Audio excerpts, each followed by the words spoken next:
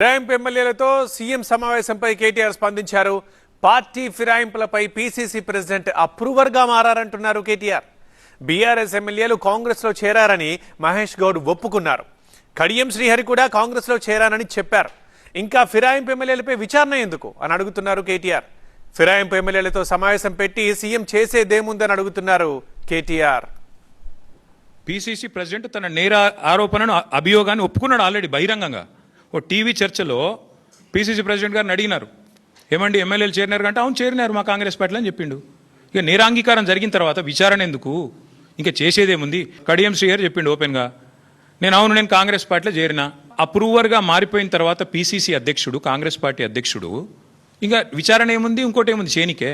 అలా మళ్ళీ ముఖ్యమంత్రి గారు సమావేశం పెట్టుడు ఏముంది అసలు నాకు అర్థం కాదు. ఏం సందేశం ఇస్తున్నారు? తెల్లారలేస్తే కాన్స్టిట్యూషన్ బుక్ పట్టుకొని తిరుగుతారు. ఇక్కడ మీ పీసీసీ ప్రెసిడెంట్ అప్రూవర్ అయిపోయిండు, మీ ఫిరాయించిన ఎమ్మెల్యేలు అప్రూవర్లు అయిపోయినరు.